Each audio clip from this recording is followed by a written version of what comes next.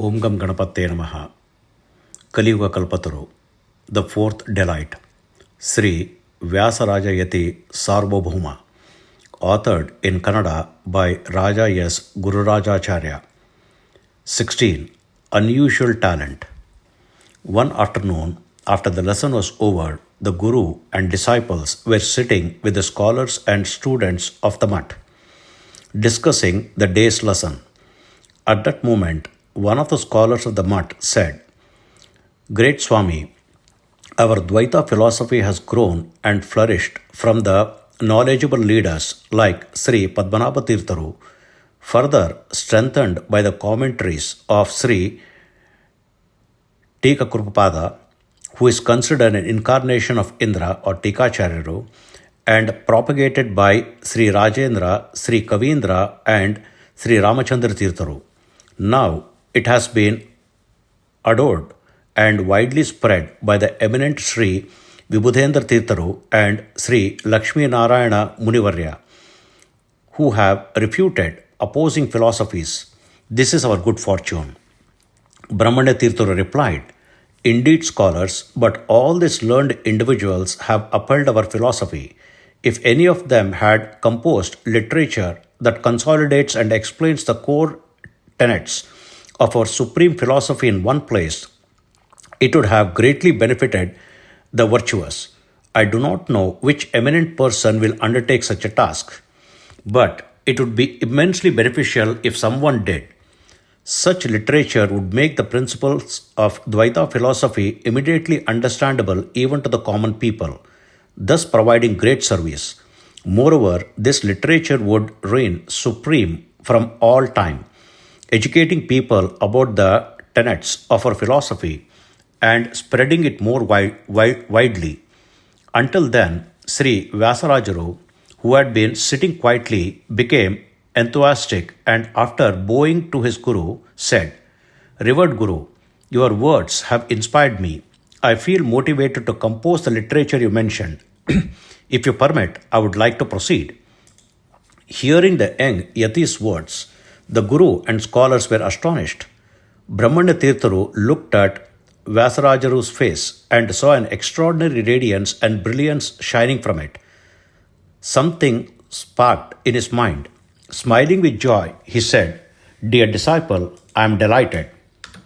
At that moment, an extraordinary verse encapsulating the essence of Dvaita philosophy emerged from the 8-year-old Yati's lotus-like mouth. In Madhva's doctrine, Hari, God is supreme, the world is real, the souls are distinct and serve Hari. Their statuses vary high and low. Liberation is the pure experience of one's own knowledge. Devotion is the means to it. The threefold scriptures, that is Vedas, are the proofs, and Hari is known through all of them. Listening to the spontaneous poetry in the form of 9-gem garland encapsulating the essence of Dvaita philosophy emanating from the young Yati's mouth, the Guru and scholars were overjoyed and praised Sri Vyasarajaru Tirtharu for showing unprecedented talent, acknowledging him as a divine incarnation. Sri Brahmanya Tirtharu often remembered Sri Prahlada Rajaru when he observed Vyasaraja Tirtharu's behavior, speech, conduct, devotion to God, commitment to truth, emotional depth, courage, and character. Now, witnessing his exceptional talent, Brahmanya Tirtharu became even more convinced that Vyasaraja Tirtharu was indeed the reincarnation of Sri Prahlada Rajaru, as predicted by Sri Vedavyasa Devaru, and felt supreme bliss. One of the senior scholars present at the mutt then said, "Gurudeva, the extraordinary poem composed by the esteemed young Sripadaru is exceptional. As Sripada has mentioned, it truly encapsulates the supreme tenets of Sri Madhva's philosophy. I would like to present the meaning I have understood before both Gurus. I humbly request young Sripada to grant me this opportunity." Sri Vedavyasa Tirtharu with a gentle smile said, "With pleasure, go ahead." The senior scholar then eagerly began to explain the meaning of the verses. "Respected Guru, this verse encapsulates the core tenets of Sri Madhva's philosophy. The term Shriman and Shriman Madhvamate is particularly significant. It implies the glory as propounded by the Vedas. To establish the Madhva's philosophy is superior to others, the young guru has used the term Shriman. The Shriman is applicable both to Madhvacharya and to his doctrine. Acharya Rayaru, being a descendant of the sacred lineage praised by the Vedas and an incarnation of Vayu, is thus adored with this glory. The Vedic texts describe him as Vayudeva, making the term Shriman appropriate. The doctrine propounded by Sri Madhvacharya, that is Dvaita Siddhanta, is the true essence of Vedic philosophy. Hence the term Shriman signifies this. Sri Madhvacharya being the author of the Brahma Mimamsa Shastra and directly taught by Sri Vedavyasa, who is none other than Narayana himself, composed the Sutra Bhashya and other sacred texts as per the command by Sri Badri Narayana. Therefore, the commentary approved by Sri Vedavyasa is termed Srimad Bhashya. As this commentary alone reveals the true meaning of the sutras, the external and Vedic Dvaita Siddhanta is the most supreme, as demonstrated by the term Sriman Madhvamate, used by the young guru. Sri Madhvacharya, through his supremely auspicious commentaries, has presented the Vedic truths in a heart-touching manner, greatly benefiting those who seek liberation, as described by Sumadvijaya. Sri Madhvacharya has depicted in the Sutra Bhashya that Sri Narayana is full of infinite auspicious qualities and that this supreme truth is the essence of all scriptures. Therefore, the commentaries by the flawless Acharya, which cannot be criticized by past, present, or future generation, is capable of bestowing knowledge and devotion, leading to eternal blissful liberation. This is what is conveyed by the term Srimat. Sri Madhvacharya is an incarnation of Vayu and thus our supreme confidant. His commentaries, grounded in the Vedas and imbued with logic, is superior, reliable, and based on authoritative sources, making it the most credible. It is recognized globally and serves seekers of liberation. This is the profound meaning conveyed by the term Srimat, and I am immensely pleased to present this exploration. Sri Madhvacharya has described the principal 9 tenets propounded in Dvaita Siddhanta in a manner that is heartfelt and profound. The first tenet, which states that Lord Hari is supreme, is elucidated here by the phrase Hari Parataraha. One might question why Lord Hari is considered supreme above all other deities. To address this doubt, it is clarified here that Acharya Madhva has established the supremacy of Lord Hari through numerous authoritative proofs in his commentaries. Hence the phrase Hari Parataraha is used. The Vedic injunctions and Tattvamasi propound the inquiry into one supreme Brahman. Acharya Madhva has demonstrated that the supreme Brahman is indeed Sri Narayana.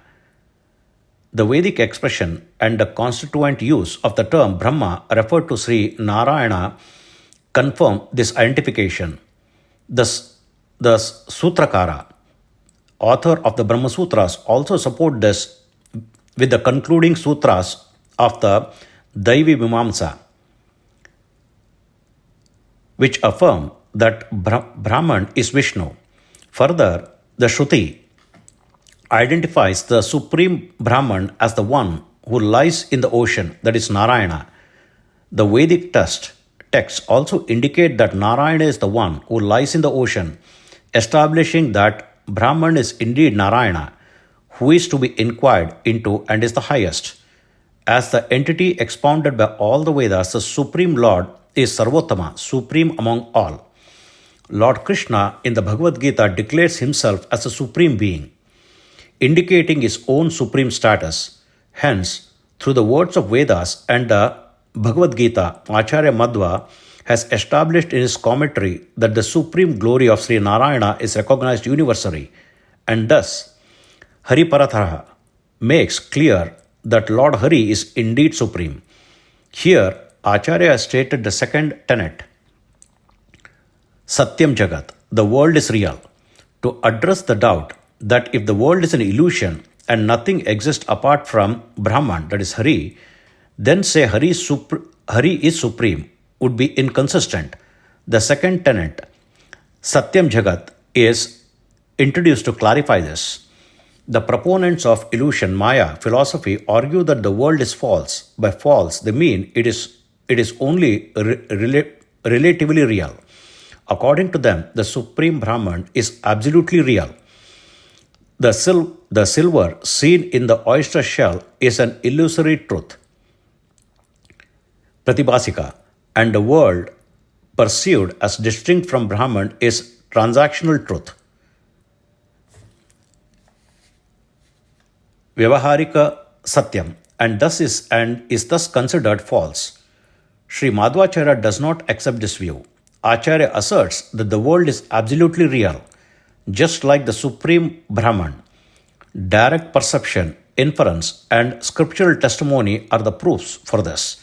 Direct perception, such as there is a pot and there is a cloth, confirms the reality of objects because they serve a practical purpose.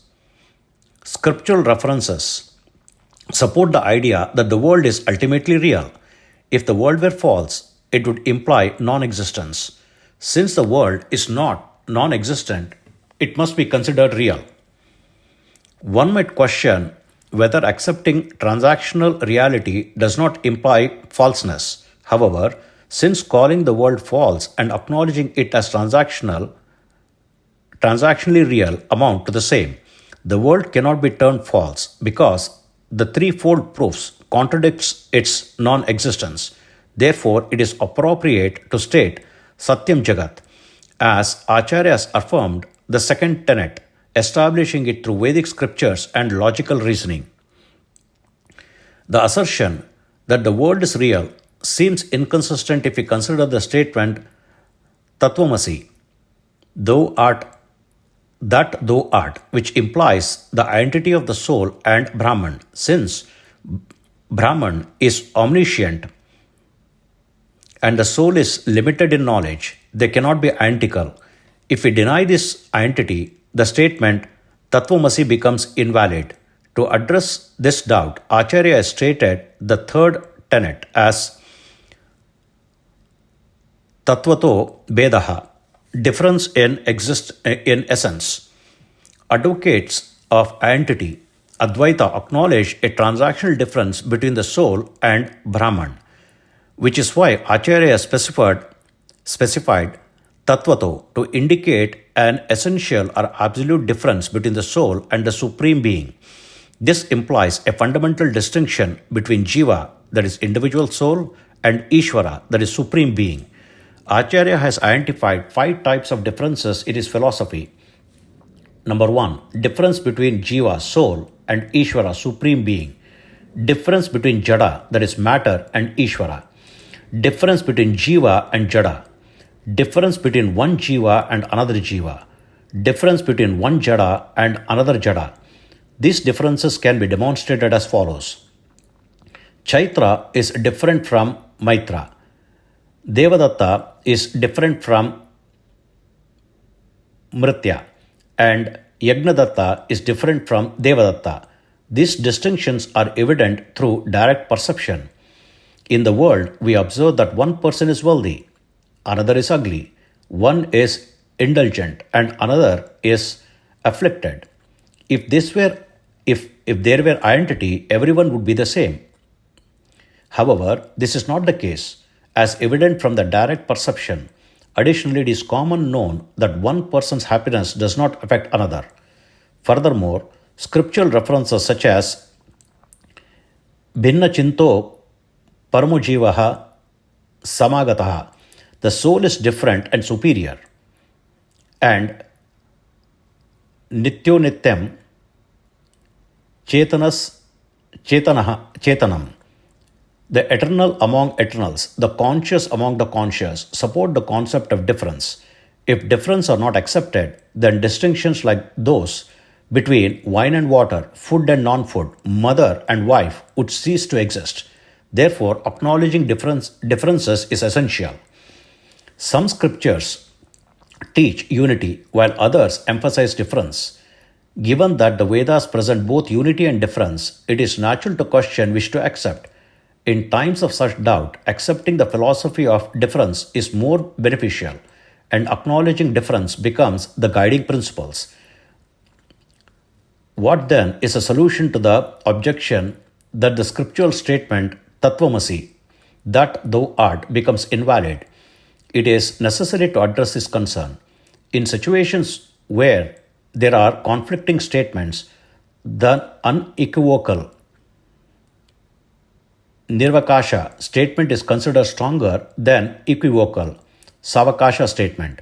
The phrase Tattvamasi can be interpreted in a way that supports difference, just as the term Mukham refers to Brahmins emerging from the mouth of the divine. Tattvamasi can mean you are Tvam, born from Tat, the supreme Brahman, Asi. Considering the preceding and succeeding sentences, the context and the intent, it is clear that Uddalaka's purpose was to dispel the arrogance of his son, Svetaketu, and teach him the ultimate truth. Therefore, interpreting Tattvamasi as you are born from that supreme Brahman makes sense and aligns with Uddalaka's intention. Moreover, the unequivocal statements of differences are strong than the equivocal statements of non-differences. Thus, the acceptance of ultimate difference is justified. To address the concern that accepting the ultimate difference would imply the existence of multiple independent entities, Acharya presents the fourth tenet. Jivagana, all souls are servants of Hari. This tenet established that all souls are subservient to Hari, thus affirming their dependence on the Supreme Being. If multiple independent entities are accepted, then since they all possess complete power, everyone would experience eternal happiness like the Supreme Brahman. However, as we observe the presence of suffering and other negative experiences, it is reasonable to conclude that only one entity is truly independent. That is what Sri Madhvacharya states in Dvadasha Stotra. If everything is not under the control of independent Supreme Brahman, why do all not experience eternal happiness? And in Tattva Sankhya, there are two types of entities, independent and dependent. Among them, Sri Hari, who is endowed with 6 attributes, is the independent one. Therefore, only Sri Hari is independent and all other souls are his servants. The term servants of Hari implies that the souls possess dependent agencies under the Supreme Being. Statements like the effectiveness of means depends on the Supreme Being serve as a proof that the souls are servants of Sri Hari. Thus, the phrase establishes that all souls distinct from the Supreme Being are his servants. By stating Hare Anucharaha, the question arises whether all souls are granted the same kind of bliss. To address this doubt, Acharya's fifth tenet, souls are of varying grades, explains that souls are categorized into different levels. Advocates of Vishishtadvaita state that there is no gradation in bliss. Their view is based on Shruti, which suggests that there is no difference in the bliss experienced. They argue that if one person's bliss were greater than another, then the bliss of moksha would be impermanent, like heavenly pleasures, and envy and jealous could arise. Hence, all bliss must be the same. Sri Madhvacharya, however, refutes this by asserting that it is incorrect to say that the bliss of Supreme Being, who is independent, blissful, and supreme, is the same as the bliss of the souls who are his servants. To emphasize the tenet that there is a gradation in bliss, he states, souls are of varying grades. This indicates that there is indeed a hierarchy in the experience of bliss. The Taittiriya Shruti and Vajaseniya Shruti, as well as the quote and the Shruti all proclaim that there is gradation of bliss among souls. In liberation, where souls possess direct knowledge, there is no scope for envy and jealousy. Thus, the defect mentioned by others does not arise. By stating the gradation of bliss in moksha, it is established that there is no contradiction. The fruit of knowledge and the previously mentioned five tenets is the true liberation of all virtuous souls, which is manifestation of their inherent bliss. This is explained in Acharya's sixth tenet, stated, liberation is the experience of one's own true bliss. Many philosophers describe liberation in various ways. According to philosophy, the nature of liberation is follows. Mukti means, as per the scriptural statement, that after the dissolution of the subtle body through the bathing in the river Viraja, the experience of soul's inherent bliss is called liberation. Acharya has affirmed this and clarified that it is the goal of all souls. This is explicitly stated as liberation is the experience of one's own true bliss. The Shruti states that liberation, moksha, is achieved only by the grace of Supreme Being, meaning that it is through the grace of Supreme Being alone the one is freed from the cycle of samsara, worldly existence. This grace is represented by divine will of the Lord. What I wish to liberate. The Shruti further declares, indicating that apart from direct knowledge of the Lord, there is no other path to liberation. The statement that liberation is achieved only through devotion to the Supreme Being, as this knowledge affirms. Therefore, numerous scriptural evidences asserts that the grace of Supreme Being, along with the direct knowledge and devotion, are the causes of liberation. Acharya Madhva's seventh tenet, which states that the liberation is possible only through pure devotion, supported by the grace of Supreme Being, and free from all forms of aversion, is articulated here. To clarify the meaning of understanding the major tenets previously described, Acharya has stated that direct perception, inference, and scriptural testimony are the proofs, and all other proofs proposed by others are encompassed within these three. This is expressed here, indicating that these three are the primary means of knowledge in philosophy. Opponents might question how it can be said that Sri Hari is the supreme when scriptures suggest that Rudra, Brahma, and others are supreme. In response, Sri Madhvacharya has demonstrated through all the Vedas that Sri Hari alone is supreme. The names of Rudra, Brahma, and others mentioned in various texts ultimately refer to Sri Hari in a primary sense. Scriptures indicate that all names ultimately denote the Supreme Being, confirming that Sri Hari is indeed the Supreme. This is articulated in the statement proclaiming the supreme position of Sri Hari as per the all-encompassing knowledge of the Vedas. By encapsulating the tenets of Madhvacharya's Dvaita philosophy in a single verse and substantiating them with scriptural evidence, the young Sripadaru has rendered great service to the virtuous community. I have explained the essence of this verse to the best of my ability, said the scholar of the Mutt. Everyone was filled with supreme joy. Sri Brahmanya Tirthuru was exceedingly pleased. Embracing Sri Vyasaraju Tirthuru with great affection, he said, "Beloved disciple, you possess unparalleled talent and have displayed exceptional skills in literary composition today. Your poetry has filled our desires.